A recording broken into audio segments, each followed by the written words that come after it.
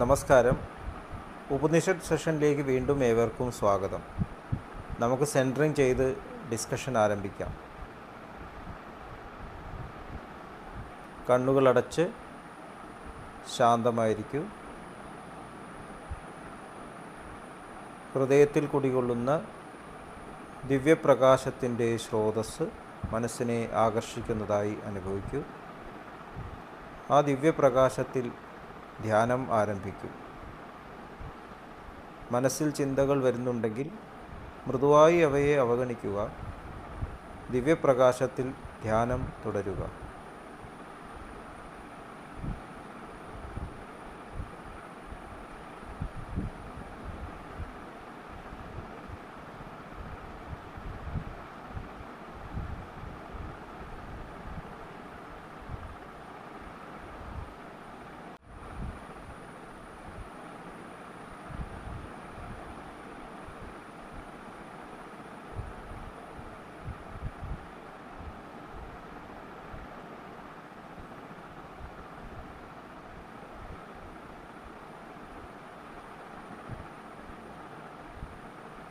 Okay, ആ condition നിലനിർത്തി പതുക്കെ കണ്ണുകൾ തുറക്കൂ.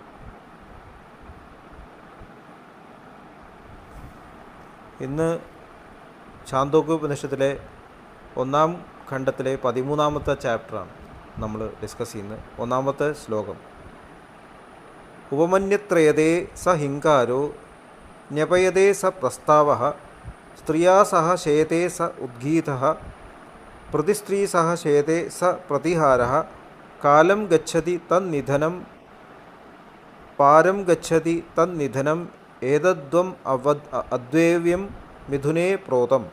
ഒരുവൻ വിളിക്കുന്നു, അതൊരു ഹിങ്കാരമാണ്. അവൻ അഭ്യർത്ഥിക്കുന്നു, അതൊരു പ്രസ്താവമാണ്.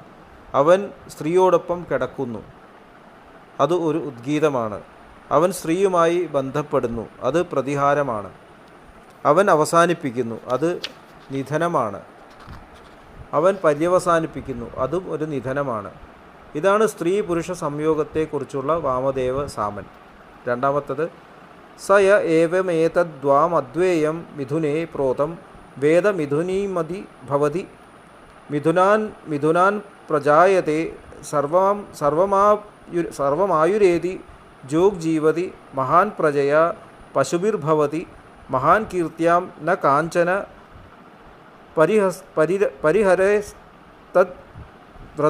പരിഹരേത് തദ്വ്രതം. വാമദേവ സാമൻ ഈ സംയോഗത്തെ അറിയുന്നവൻ സ്വയം സംയോഗത്തിലൂടെ പുനഃസൃഷ്ടിക്കുന്നു. ജീവിതത്തിൻ്റെ പൂർണ്ണമായ കാലയളവിൽ എത്തിച്ചേരുന്നു. നീണ്ടകാലം ജീവിക്കുന്നു. സന്തതികളിലും കന്നുകാലികളിലും മഹാനാകുന്നു. പ്രസിദ്ധിയിൽ മഹാനാകുന്നു. ഒരിക്കലും ഒരു സ്ത്രീയിൽ നിന്നും അകന്നു നിൽക്കരുത്. ഇതാണ് നിയമം. അപ്പോൾ ഈ ഒരു ഭാഗം കേൾക്കുമ്പോൾ, ഈ ശ്ലോകങ്ങൾ കേൾക്കുമ്പോൾ നമുക്ക് പലതരത്തിലുള്ള ചിന്തകളുമാണ് വരിക. പക്ഷേ നമ്മളതിനെ സ്പിരിച്വലായിട്ട് മനസ്സിലാക്കേണ്ട ആവശ്യമുണ്ട്.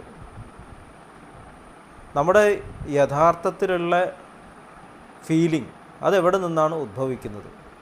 ആദ്യം ഫീലിംഗ് ഉണ്ടാവുന്നു, അതിനുശേഷമാണ് തോട്ടായിട്ട് മാറുന്നത്, അതിനുശേഷമാണ് പ്രവൃത്തിയായി മാറുന്നത്. ഫീലിംഗ് എന്ന് പറയുന്നത് നമ്മുടെ ആത്മാവിൻ്റെ ഭാഷയാണ് എന്ന് കേട്ടിട്ടുണ്ട്. ആത്മാവിൻ്റെ ഭാഷ.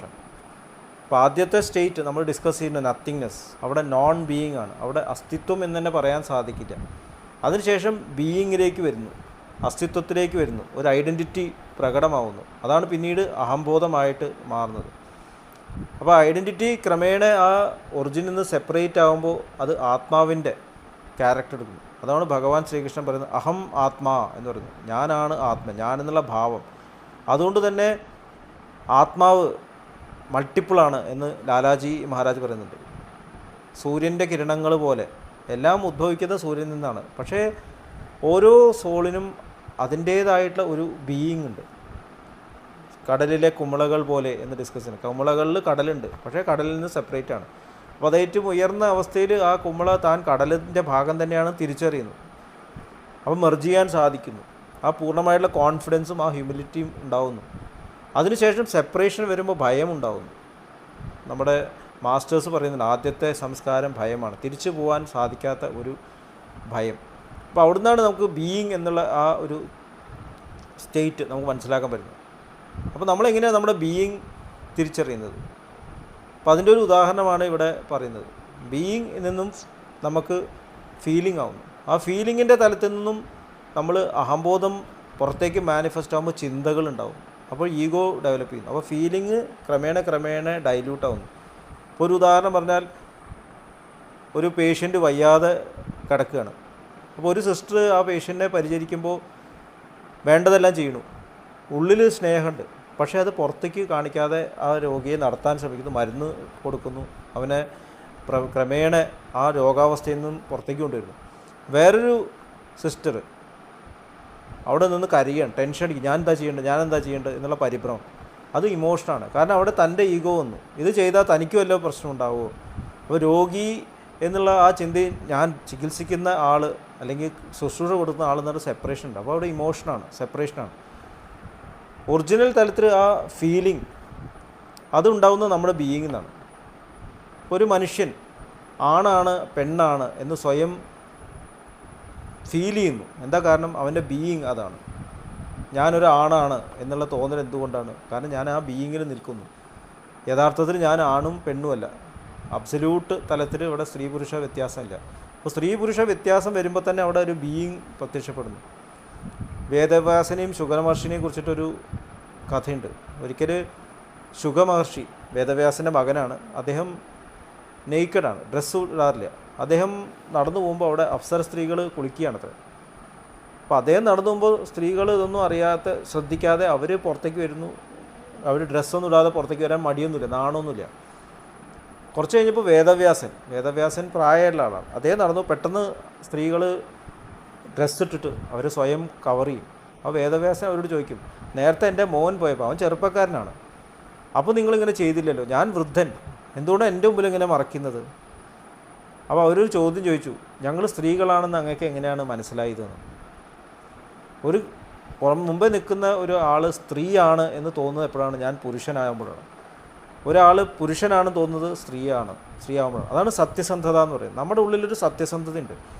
നമ്മളതിൽ നിന്ന് ഓടി രക്ഷപ്പെടാൻ ശ്രമിച്ചിട്ട് കാര്യമില്ല. ഞാൻ പുരുഷനാണ് എന്നുള്ള തോന്നലുണ്ടെങ്കിൽ എനിക്ക് ആ ഫീലിംഗ് മറികടക്കേണ്ട ആവശ്യമുണ്ട്. എങ്കിൽ മാത്രമേ എനിക്ക് ഒറിജിനൽ സ്റ്റേറ്റിലേക്ക് എത്തിച്ചേരാൻ സാധിക്കുള്ളൂ.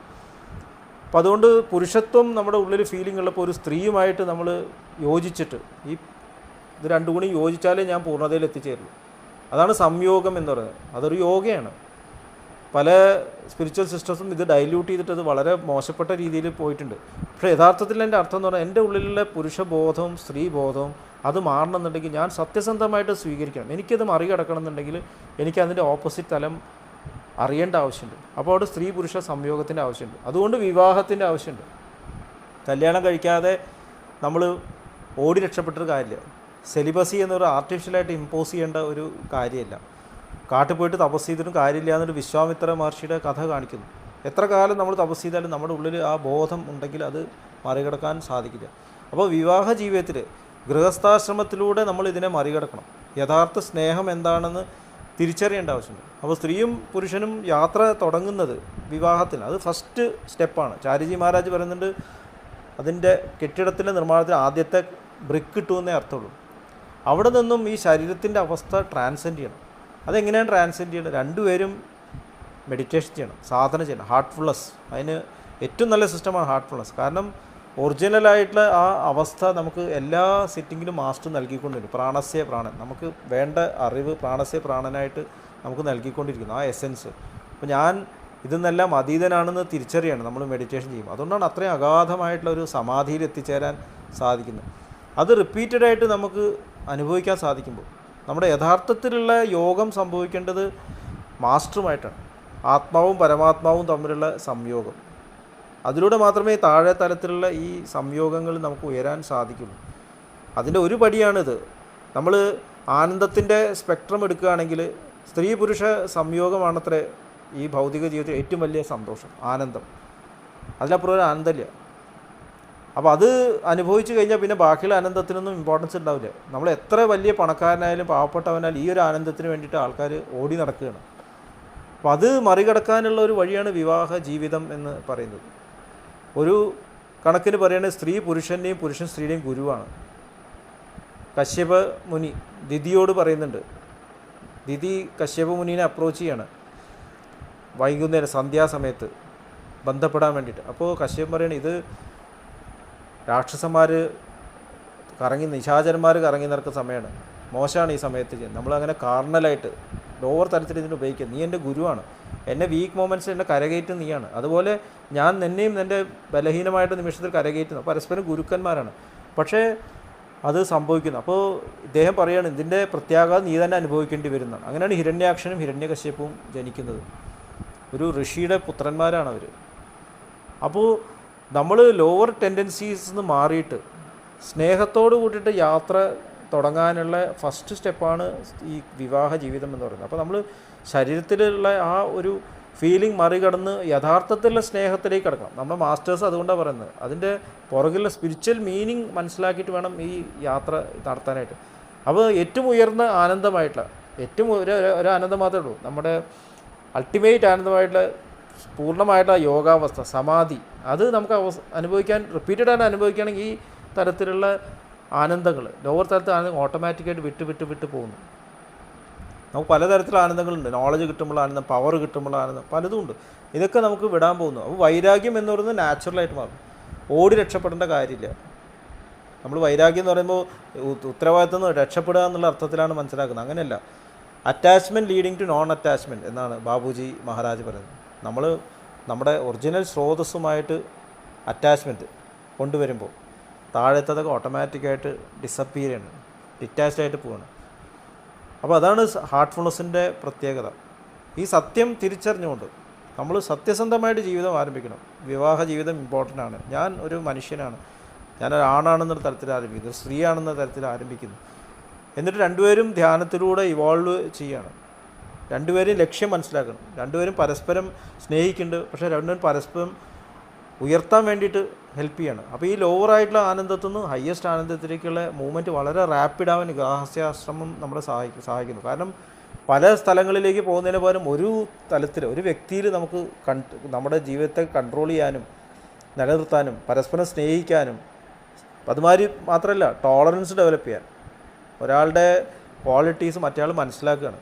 സാധാരണ സ്ത്രീയും പുരുഷനും വിവാഹിതരാകുമ്പോൾ ഒക്കെ ഓപ്പോസിറ്റ് ക്വാളിറ്റീസ് ഉണ്ടാവുക. പുരുഷന് ചൂടാ ഇഷ്ടം വെച്ചാൽ സ്ത്രീക്ക് തണുപ്പാ ഇഷ്ടം, പുരുഷന് എരിവാ ഇഷ്ടം വെച്ചാൽ സ്ത്രീക്ക് മധുരവും ഇഷ്ടം, അല്ലെങ്കിൽ ഓപ്പോസിറ്റ്. അപ്പോൾ ഇത് നമുക്ക് പല ജീവിതത്തിലും കാണാം. അപ്പോൾ നമ്മളതിനെ പൊരുത്തം എന്നുള്ള രീതിയിലാണ് പറയുന്നത്. ഇത് രണ്ടും കൂടിയും കോമ്പൻസേറ്റ്, യിങ് ആൻഡ് യാങ് എന്ന് താവോ ഫിലോസഫിയിൽ പറയുന്നത്. അത് രണ്ടും കൂടി യോജിച്ചിട്ട് ഒന്നായിട്ട് മാറുന്ന ആ ഒരു സ്റ്റേറ്റിലേക്ക് എത്തിച്ചേരാൻ വിവാഹ ജീവിതം വളരെ ഹെൽപ്പ് ചെയ്യും. ഇതാണ് ഇവിടെ ശാന്തോക്യ ഉപനിഷത്ത് പരാമർശിക്കുന്നത്. നമ്മൾ ആ ബോധത്തോട് കൂടിയിട്ട് വേണം ഈ ജീവിതത്തിൽ നമ്മൾ മുന്നോട്ട് പോകാനായിട്ട്. അങ്ങനെയാണെങ്കിൽ നമ്മുടെ ഈ ഒരു അറിവ്, ഈ ഒരു സ്നേഹം അടുത്ത തലമുറകളിലേക്കും കൈമാറും. നമുക്ക് അങ്ങനെ ഉണ്ടാകുന്ന സന്തതികൾ ഈ തരത്തിൽ സ്പിരിച്വലായിട്ട് അവേക്കൻ്റ് ആയിട്ടുള്ള സന്തതികളായിരിക്കും. സ്പിരിച്വലായിട്ട് അവേക്കൻ്റ് ആയിട്ടൊരു ലോകം ഉണ്ടാവാനായിട്ട് ദാജി പറയുന്നു, ഒരു സ്പിരിച്വൽ മ്യൂട്ടേഷൻ സംഭവിക്കും, ഇവിടെ ഒരു സ്പിരിച്വൽ എഗ്രഗോർ ഉണ്ടാവും എന്ന് പറയുന്നുണ്ട്. അപ്പോൾ ഈ ലോകം തന്നെ ആ ബ്രൈറ്റർ വേൾഡായിട്ട് മാറും. ആ സാധ്യത ഹാർട്ട്ഫുൾനെസ് അത് നമുക്ക് നൽകുന്നു. അതുകൊണ്ട് വിവാഹബന്ധത്തിൻ്റെ പ്യൂരിറ്റി അത് ശരിക്കും മനസ്സിലാക്കിയിട്ട് അതിനെ യഥാർത്ഥ രീതിയിൽ ജീവിക്കാൻ സഹജമാർഗം നമ്മളെ സഹായിക്കുന്നു. അപ്പോൾ ചാന്തോക്യോപനിഷത്തിലെ ഈ ശ്ലോകം വളരെ വളരെ ഇമ്പോർട്ടൻ്റ് ആയിട്ടാണ് എനിക്ക് തോന്നുന്നത്. ഇത്രയും പറഞ്ഞുകൊണ്ട് ഇന്നത്തെ ഡിസ്കഷൻ ഇവിടെ ആരംഭിക്കുന്നു. എല്ലാവരെയും വീണ്ടും ഹാർട്ട്ഫുൾനെസ് മെഡിറ്റേഷൻ സിസ്റ്റത്തിലേക്ക് സ്വാഗതം ചെയ്യുന്നു. നന്ദി, നമസ്കാരം.